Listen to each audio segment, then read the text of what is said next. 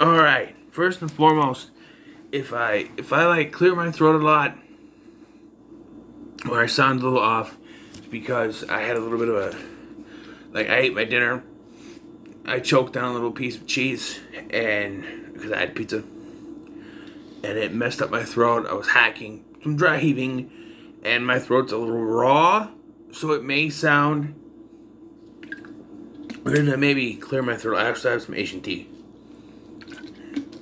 to help me out. So now we're at the final two chorus movie that I have.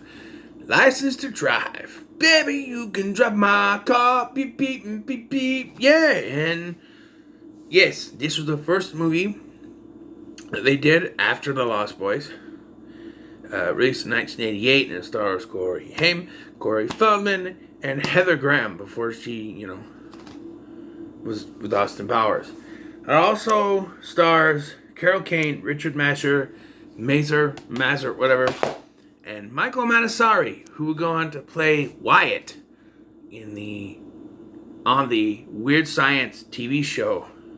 It was on the USA Network back in the day. So, yeah, the story follows Les, who wants to, get his license like every 16-year-old does. He's got a twin sister. She doesn't do much. I think what they were trying to do was a Ferris Bueller thing with the sister, but they didn't do really anything with the sister. Excuse me. There was one part where he runs into his sister and she gets arrested, which, by the way, never comes back again. His best friend is Dean, played by Corey Feldman. And right away, why would you name the character Dean? I know maybe that was the character's name in the script, but when you saw Corey Feldman, he's not a Dean. You also have Charles, who is Michael Metasari's character, and Les has a crush on Mercedes. And yes, they do the car joke. Twice. It's there's a scene where they're naming off cars, what kind of car do you think these people drive or whatever, and he sees her and he goes, Mercedes. And then later, at the end of the film, he's like, oh, here you can have this. Oh, no thanks, Dad, I got a Mercedes. But that is a really cool ending, and I'll get to it. So, he's taking his driver's test, right? And, okay, I've never taken my driver's test, I probably never will. I'm not the driving type, but here's the thing. He's in this thing. This is 1988. He has this big old box computer monitor, and he's taking his test. And each time he takes it, it pops up correct or incorrect, and it tells you you get. First of all, I'm not sure how true this is. Apparently, you only get 5 chances. You can only get 5 wrong. Once that's done, you just fail the test.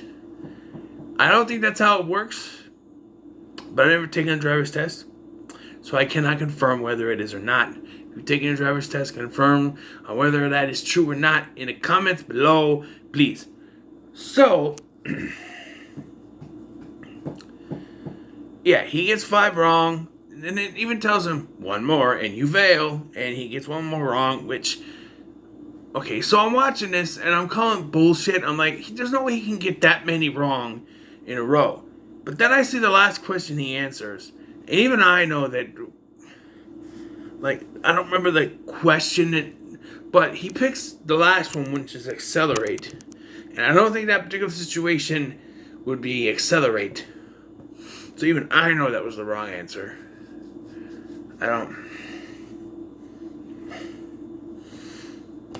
Then again, you see how some people drive, especially nowadays. If the test was this tough, those people wouldn't be driving, so it can't be this tough. But he fails, and he freaks out, and he hits the monitor, and so it messes up, and because his twin sister got a good score, they pass him too. Before you start going, oh, that is very... Oh, how convenient, right? Just wait. It's not that easy. He gets that and he goes for his driving test with Uncle Phil from the Fresh Prince of Bel-Air, rest in peace. And they actually play a Fresh Prince song on the radio. So that's kind of cool.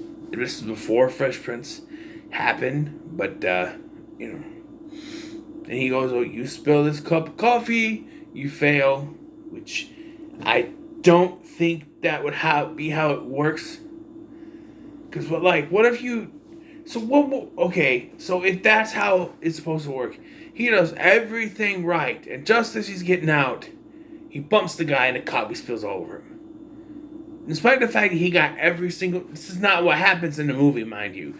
But let's just say that was to happen. Let's say I did this test. I did everything right, but he says, one drop of coffee, and you fail. You spill one drop of coffee, and you fail. Let's say I do it perfectly, no coffee spilled, and as we're getting out, I bump him, and it falls over. Can he then fail me? Because he dropped it, and we hadn't gotten out the car yet? Or is that just circumstantial? And he'll be like, oh, your test is already over, it's okay. Well, he does knock the cup over, but luckily for him,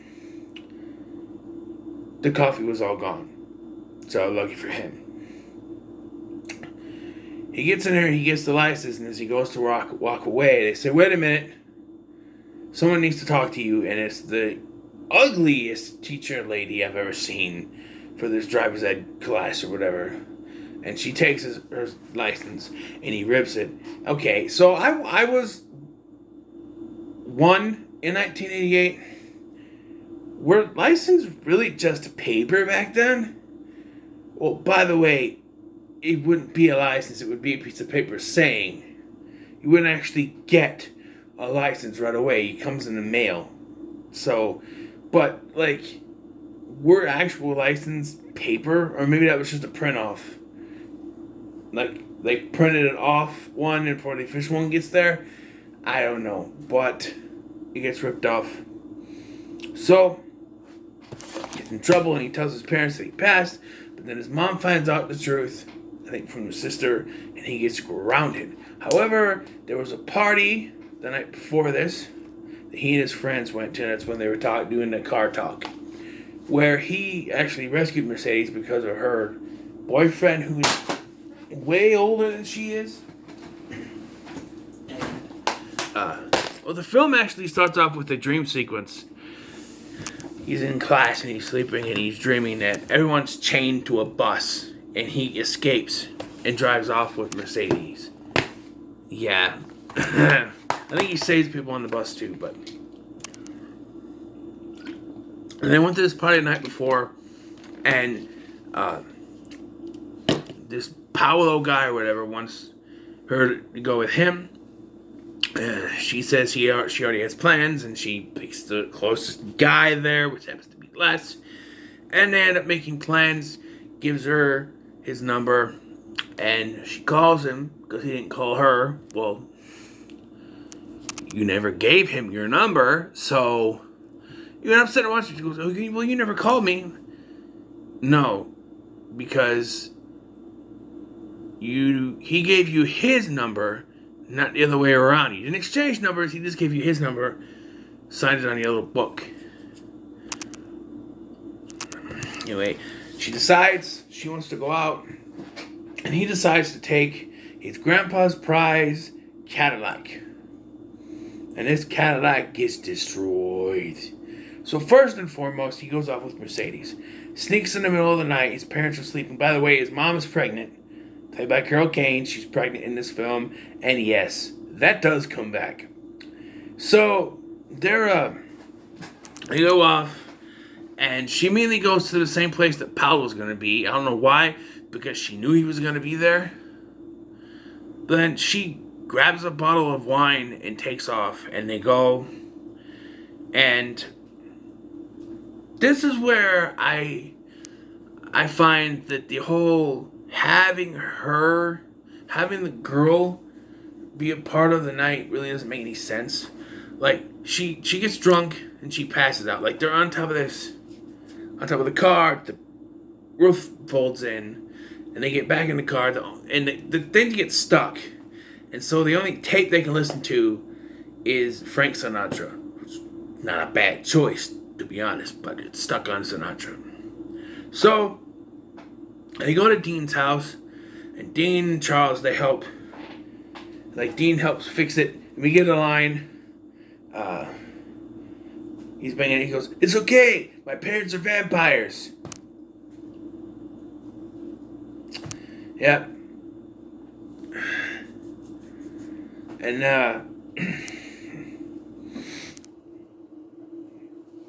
so he fixes it, and then, okay, let's go for a ride. And they go to Archie's, which is someplace, and they have her in the car and a bunch of Goofy driving around stuff. And there's one part where, like, they driving, and, like, he's like, "Hi, bless."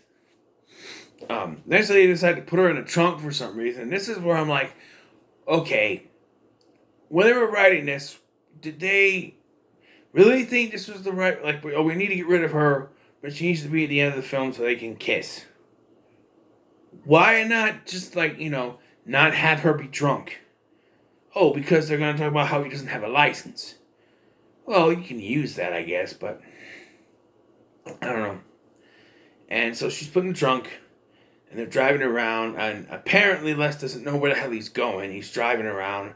He happens upon this place where people are protesting war stuff, because this was during the Cold War, I guess. It's 1988, so, yeah, but his sister is there, and she gets arrested, but that never really comes back. So about the car. So it's his grandfather's car, Cadillac, and they swapped it for his dad's BMW. The grandpa's driving the dad's BMW. Just so you know. So they're driving around, and they get stopped at some roadblock, and the guy asks for the license. Now Les says he forgot it at home, and this guy just assumes he doesn't have a license. Maybe he looked at the identification, typed it in, and saw that the license got revoked. I don't know, but he's like, okay.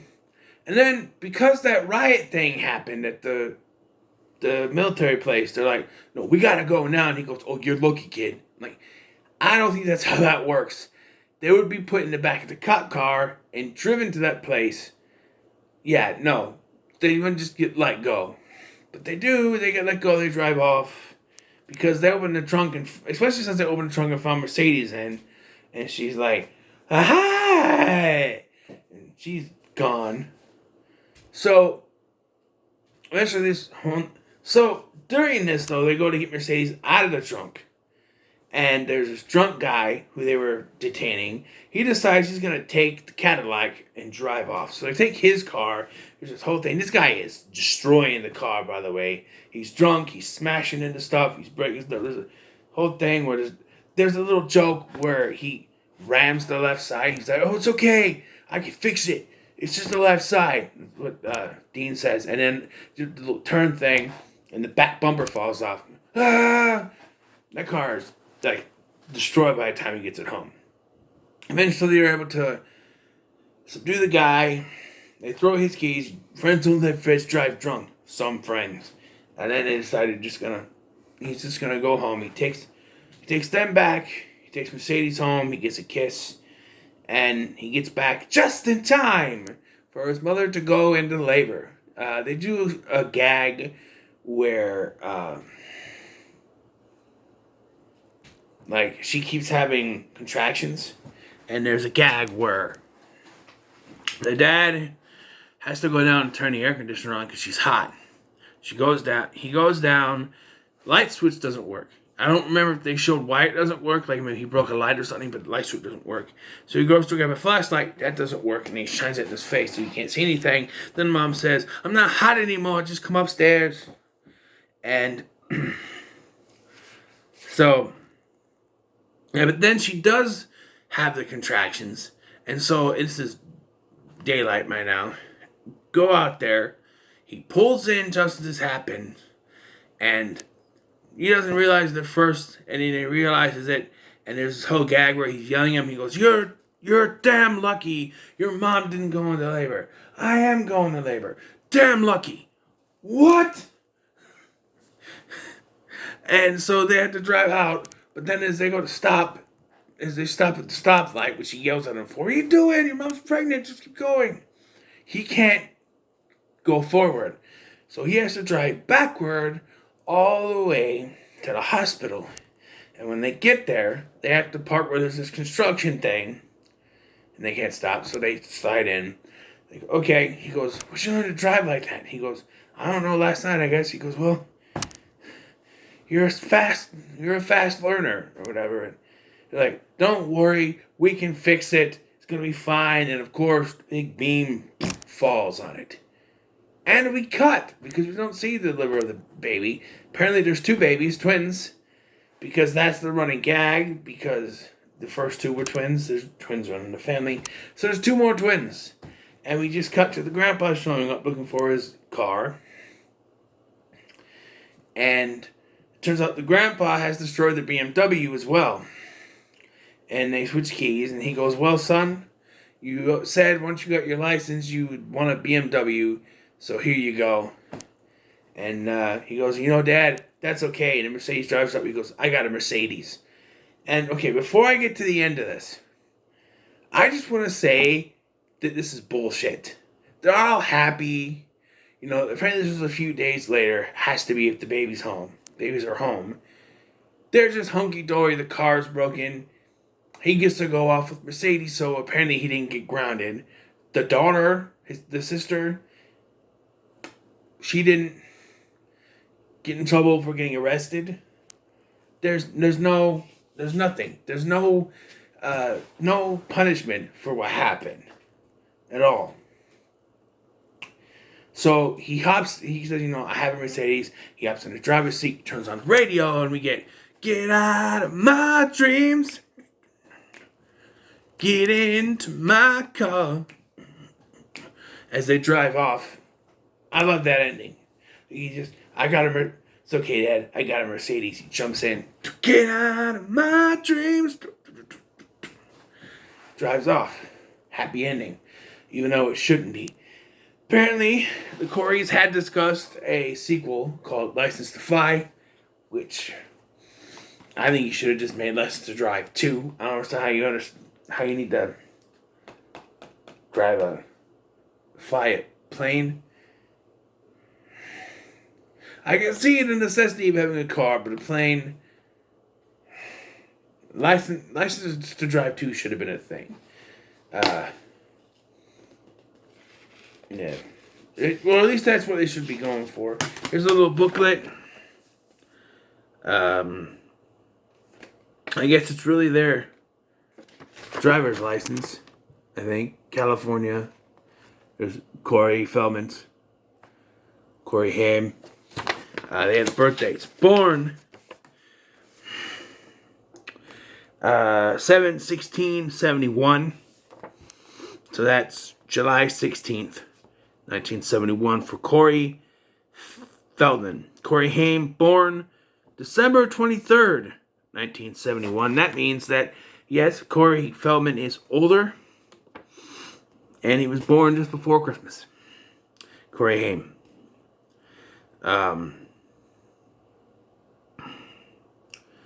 So,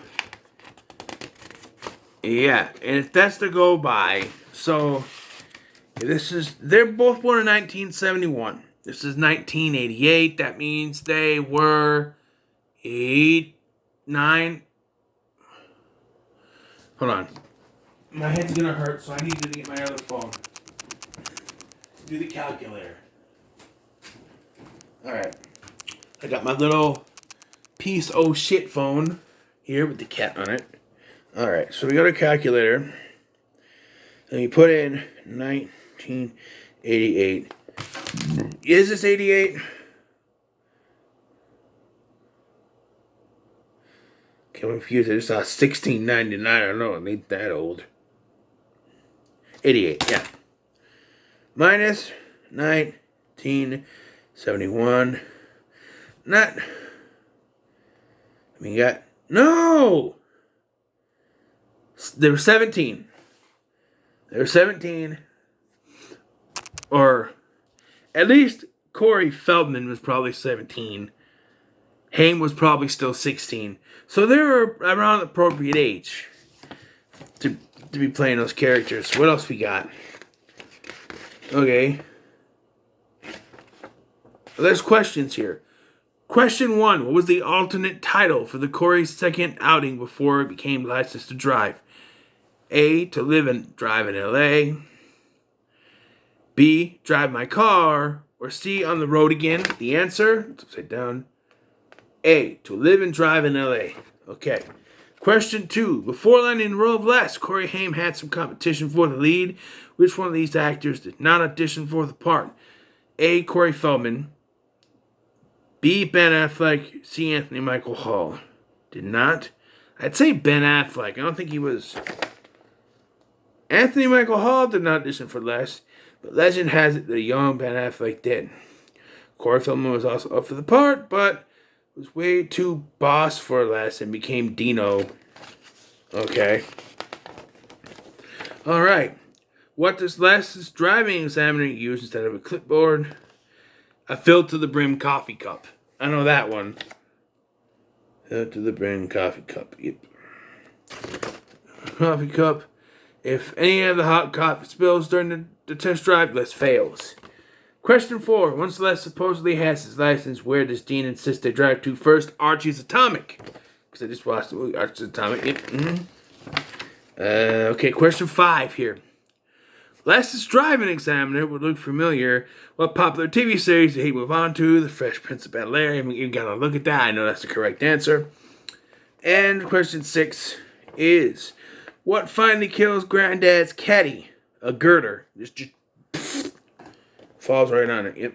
So the last 3 questions I didn't even need to look at the answers. 4. The last 4 questions. The first 2 weren't actually about the movie or the movie itself. But yeah. I'll show pictures here. So that one, just the pictures there. Corey's car. That's from The Dream. There. That one drives her home. Oh yeah, there's the scene where he talks his dad into driving Mercedes home, but like he takes off on his dad. Forget about that. And then there's that. Corey's in there. Questions. Yeah. But yeah, this is a good movie. I'll give it 8 out of 10. I really enjoyed myself with this film, and I recommend it to you. So what next? Taking a break from the Coreys. Gonna do a Van Damme flick. Which one? You'll have to see. And then I'll be diving into some more Coreys with Corey Haim. I don't know if there's any Corey Feldman movies I can find easily enough. There's a bunch on YouTube for Corey Haim. Ones, they're like VHS rips or whatever, but we'll see. But 8 out of 10. Very fun film. Recommend it. What are your thoughts on License to Drive? Leave them in the comments below. Make sure to like, share, and subscribe. Thank you for watching. I've been Scotty, and I'll see you in the next one.